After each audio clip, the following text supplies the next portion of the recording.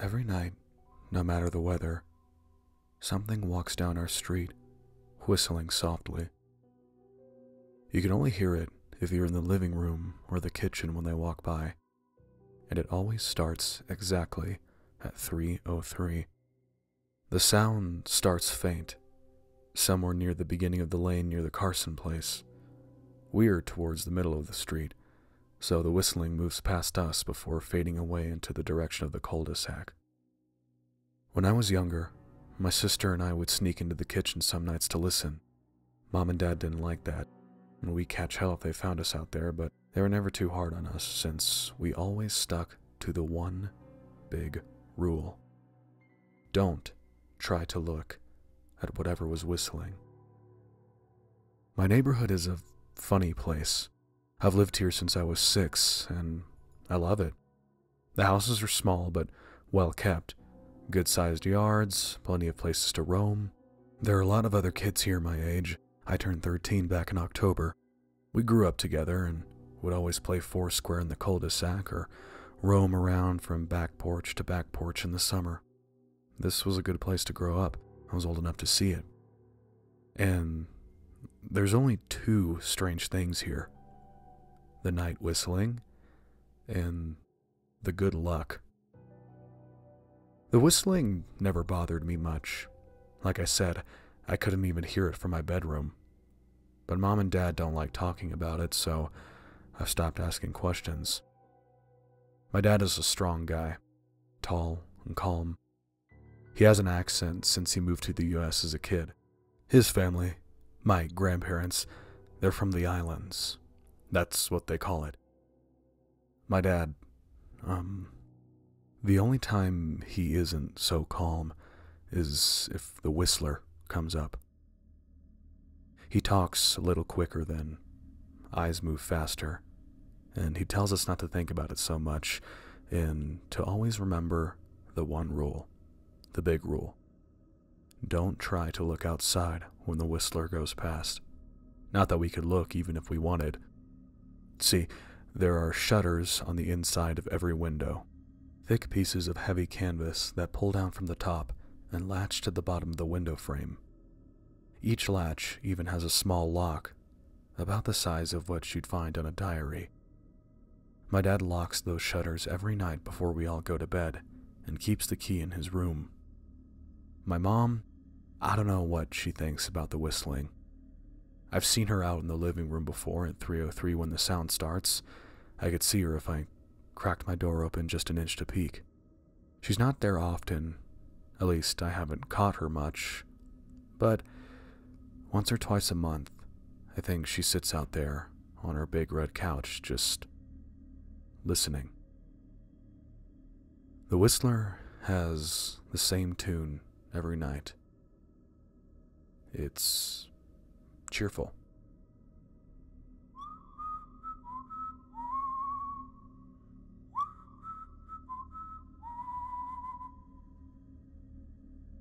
Remember how I said there are 2 odd things about where I live? Well, besides our night whistler, everyone in my neighborhood is really lucky. It's hard to explain, and Dad doesn't like us talking about this part much either, but good things just seem to happen to people around here a lot. Usually it's small things, winning a radio contest, or getting an unexpected promotion at work, or finding some arrowheads buried in the yard. You know, the authentic kind. The weather is pretty good, and there's no crime, and everybody's gardens bloom extra bright in the fall.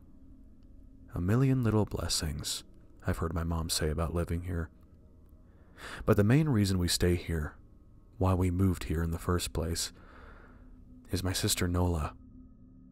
She was born very sick. Something with her lungs. We couldn't even bring her home when she was born, only visit her in the hospital. She was so small, I remember. Small even compared to the other babies. A machine had to breathe for her. We moved into our house here to be closer to the hospital. As soon as we moved here, Nola started getting better. The doctors couldn't figure it out. They chalked it up to whatever they were doing, but we could all tell they were confused. But my parents knew. Even I knew. Nola getting better was just another of the million little blessings we got for living in our neighborhood. So that's why we stayed. Even after we found out that for every small miracle that happens here every day, now and then, some bad things happen. But they only happen if you look for the whistler. See, our neighborhood has a welcoming committee. They show up with macaroni casserole and a gift basket and a manila folder whenever someone new moves in. They're very friendly. 4 people showed up when we moved in 7 years ago. The committee made small talk, gave me a Snickers bar, and took turns holding Nola. It was her first week out of the hospital, so they were extra careful. The committee asked to speak to my parents in private, so I was sent to my room where I still managed to hear nearly every word. The welcoming committee told my parents about how nice the neighborhood was. Really, exceptionally, hard to explain kind of nice. And then they told my parents about the even harder to explain whistling that happened every morning at 3:03 and ended at the tick of 3:05. The group, our new neighbors, warned my parents that the whistling was quiet, would never harm or hurt us, as long as we didn't look for what was making the sound. This part they stressed, and I pushed my ear into the door, straining to hear them. People who went looking for the whistler had their luck change, sometimes tragically. A black cloud would hang over anyone that looked.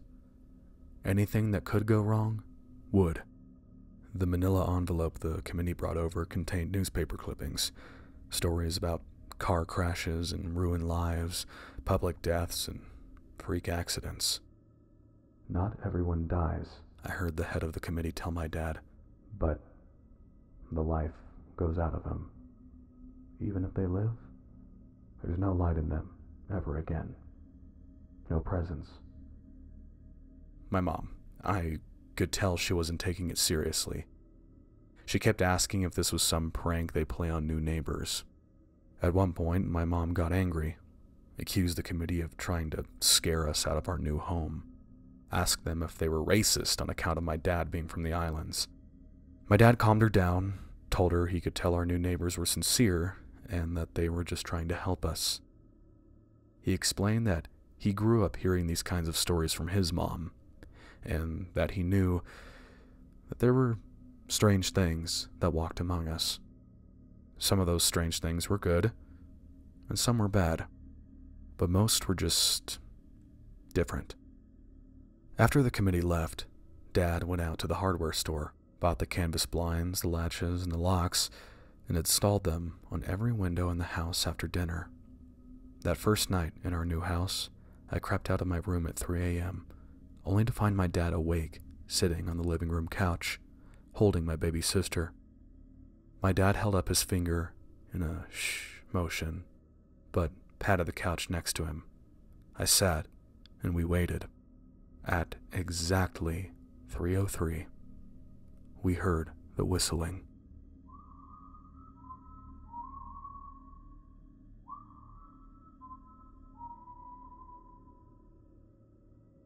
It came and it went, just like our neighbors said. The whistling returns each night, and we never look, and we enjoy our million little blessings every day. Nola breathes on her own, and she's grown into a strong, clever girl. My dad even joined the welcoming committee. We don't get new neighbors often. Why would anyone want to leave? But when a new family moves in, my dad and the committee bring them a macaroni casserole, a gift basket, and the manila folder. I can always tell by the look on my dad's face when he comes back if the family took the committee seriously, or if we'd be getting new neighbors again very soon. Not long ago, a family moved in directly next to us. The previous owner, Miss Maddie, passed away at age 105. She lived a good, long life. Our new neighbors seemed like they'd fit in just fine. They believed the welcoming committee, took my dad's advice about the locking shutters since they had a young child of their own. Whatever newspaper clippings were in that manila envelope, whatever evidence, my dad never let us see. But I imagine it must have been awfully convincing since our neighbors got along with no issues for the first month. One night, when our new neighbors had to leave town, they sent their son Holden to stay with us. He was 12, a year under me in school. I didn't know him well before that night, but as soon as his parents dropped him off after dinner, I could tell it was going to be a bad time. Do you know who's always out there whistling every night? Holden asked the moment the adults left the room. The three of us were sitting in the den, some Disney movie playing idly on the television. My sister and I exchanged a glance. We don't talk about that, I said. I think it's that weirdo that lives in the big yellow house on the corner, Holden said. Mr. Tolles? My sister asked. No way, he's really nice. Holden shrugged. Must be a psycho killer then. Nola tensed. We don't talk about it, I repeated. Let's go in my room and play Nintendo. We spent the next few hours playing games, eating popcorn, and then watching movies. A typical sleepover, but I could see Holden was getting antsy. After my parents had wished us a good night, locked the blinds, and gone to bed, Holden stood up from his beanbag and walked over to where Nola and I were sitting on my bed. Have you ever even tried looking? He asked. It's nearly time. Like most sleepovers, we'd conveniently ignored any suggestion of a bedtime. I was shocked to see he was right. It was almost 3 a.m. I sighed.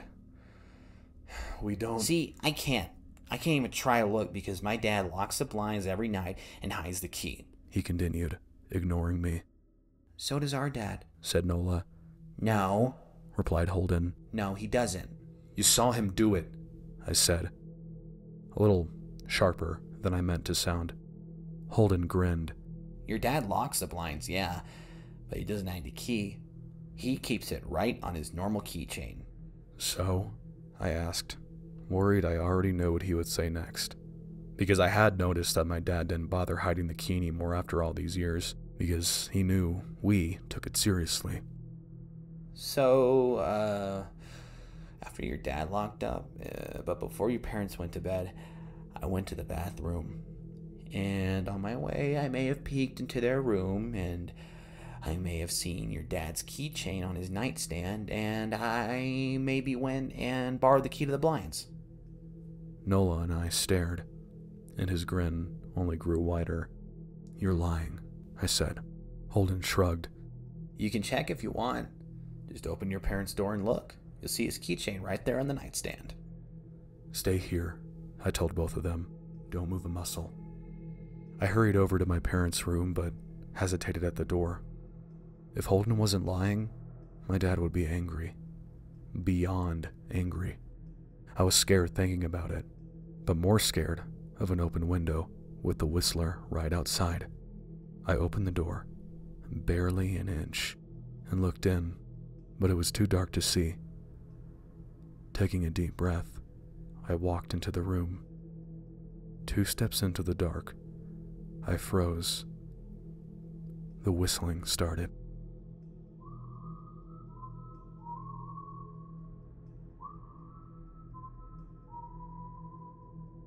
I could hear it clearly, from my parents' room. I never realized, but they must have heard the sound every night since we moved into the house. They never told us. I don't think I could have slept through it. I stood there, listening to the whistling come closer, unsure whether I should turn on a light or call out for my dad. Soft sounds from the living room brought me back to reality. Nola! I yelled, running out of my parents' room. Holden and Nola were standing near the front door next to a window. Holden wasn't lying. I could see him fumbling around with a lock on one of the blinds. I heard a click. He did have the key. Holden let out a quick laugh. Nola stood next to him, hunched up, afraid but maybe curious. The whistling was right outside our house now. I think I made a sound, called out. I can't remember. Time felt frozen, clock hands nailed to the face. But I found myself moving. I'm not fast. I've never been athletic. Somehow, though, I covered the space between myself and Nola in a moment. My eyes were locked on her, but I heard Holden pull the blind all the way down so it could release. I heard the snap of it start to raise, and I heard the whistling just on the other side of the window. But I had my arms around Nola and turned us away so she was facing away from the window. At the same time, I jammed my eyes shut. The blind whipped open. The whistling stopped.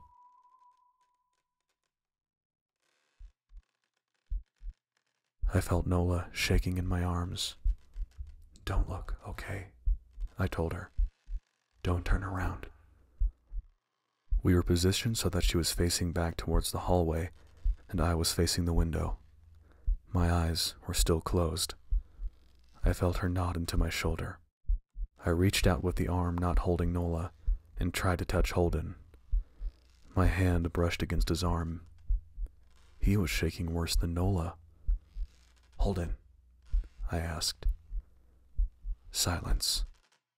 I reached past him and gingerly felt for the window, eyes still sealed shut.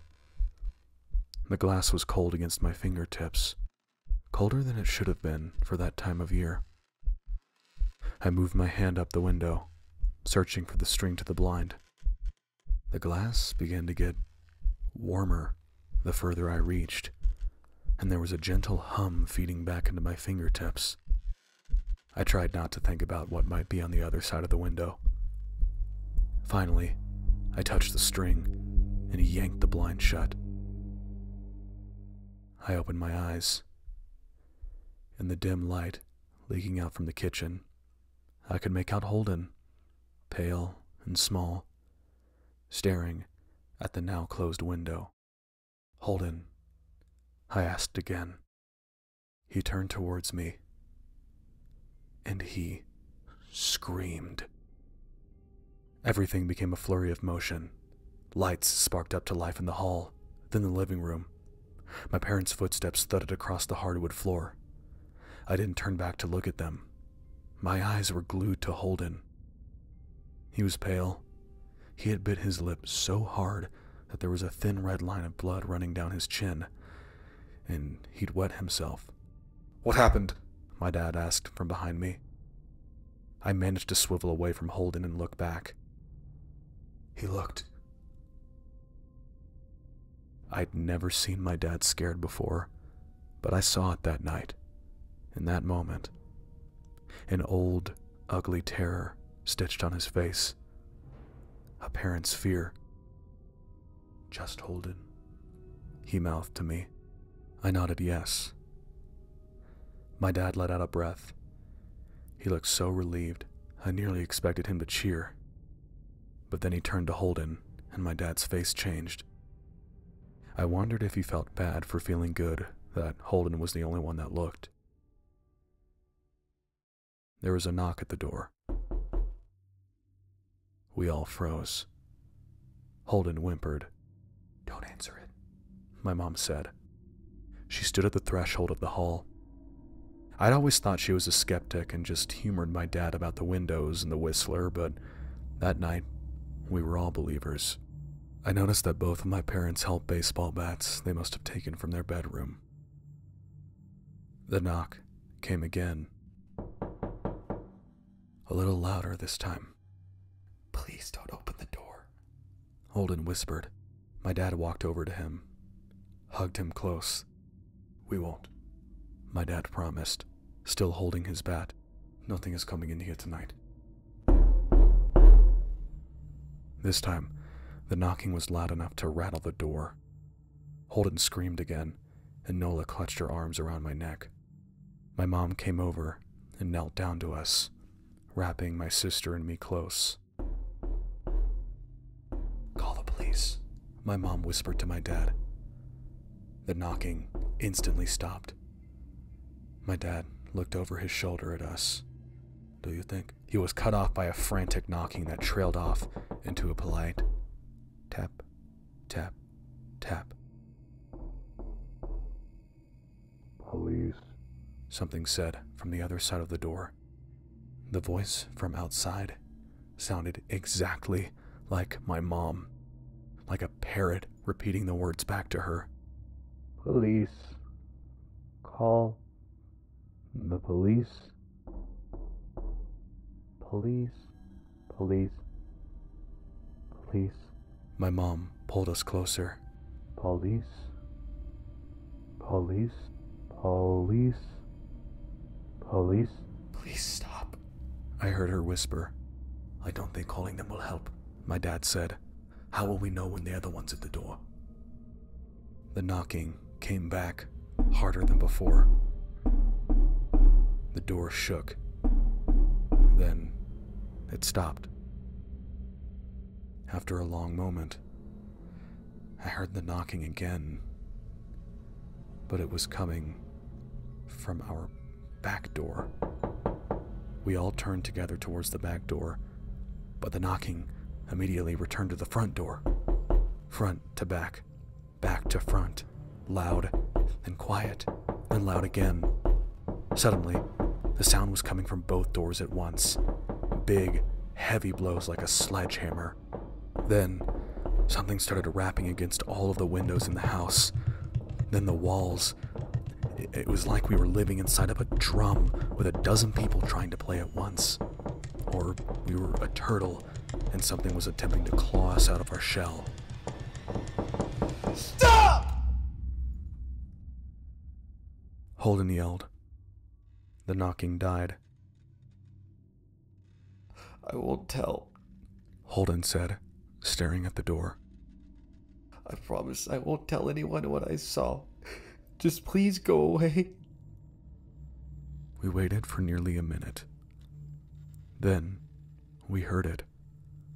A soft tap, tap, tap, coming from the window Holden had looked through earlier. Holden started to cry, sobbing like a prisoner watching gallows being built outside their cell. My dad held him, brushed his hair, but never lied to him. Never told him things would be okay. The tapping at the window went on for the rest of the night. We huddled together in the living room for I don't know how long. Eventually, my mom tried to take us kids into my room while my dad stayed to watch the door. But the second we moved into my bedroom, the knocking came back. So loud it was impossible to ignore. I was afraid the door couldn't take it. We went back to the living room, and the knocking stopped. Only the tap, tap, tap on the window remained. None of us slept that night. The tapping stopped around 7 a.m. That's about the time the sun comes up here. We waited another 2 hours before my dad opened the blinds from one window. He made us all go back to my parents' bedroom first. I heard him open the door and then come back in. Okay, he told us. It's done. Holden's parents came back around lunchtime. My mom and dad walked Holden over to his house and they all went inside for quite a while. Nola and I watched from the window. She stuck to me the whole day, right by my side, sometimes holding my hand. When my parents came back, they looked grim, but they wouldn't tell us what they said to Holden's family. It was a Sunday, so we all spent the day together, ordered pizza, and watched movies. That night, everyone slept in my room. Nola and my mom in the bed with me, my dad in a chair he'd pulled over. There was no knocking that night, or any night since.